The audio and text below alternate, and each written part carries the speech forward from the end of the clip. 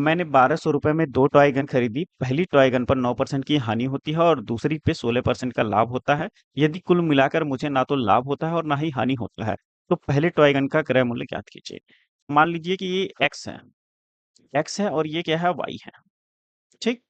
X पे मान लीजिए कि आपको 9% की हानि हो जा रही है, वाई पे आपको क्या हो रहा है, 16% का प्रॉफिट हो गया। ठीक। अब आपको पता होगा कि इसका जो लॉस है इसके प्रॉफिट के इक्वल होगा। जब उसे लाभ और हानि नहीं हो रहा है तो इसका मतलब क्या है कि इसका जो लॉस है इसके प्रॉफिट के इक्वल हो जाएगा। यानी लॉस और प्रॉफिट हम दोनों का रेशियो ले रहे हैं, है ना। लॉस और प्रॉफिट का अगर मैं रेशियो लूँ तो कितना हो जाएगा, 9:16 हो जाएगा। बट हमारा जो सीपी का रेशियो होना जस्ट अपोजिट हो जाएगा इसके। तो कितना हो जाएगा, 16:9 हो जाएगा। अब इन दोनों इन्हीं दोनों की वैल्यू, यानी ये 25 यूनिट की वैल्यू कितना दे रखा है, 1200। कितना दे रखा है, 1200। 1200। ठीक।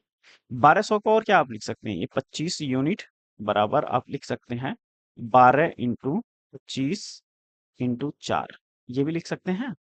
अब 25 से और 25 कैंसिल हो गया, 12 चौक 48, यानी एक यूनिट की वैल्यू कितना आ गया, 48। तो 16 यूनिट की वैल्यू कितना हो जाएगा, तो यहाँ कितना है, 4 और 8 है।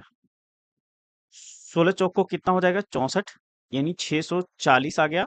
और 16 बटे 128, 128 और जोड़ देंगे इसमें, तो आपको 16 यूनिट की वैल्यू निकल जाएगा। 8 हो जाएगा, ये 6 हो जाएगा और ये कितना हो गया, 7 हो गया। यानी 768 रुपया, ये हमारा क्या हो जाएगा, right answer. Option number B हमारा क्या हो जाएगा, राइट आंसर।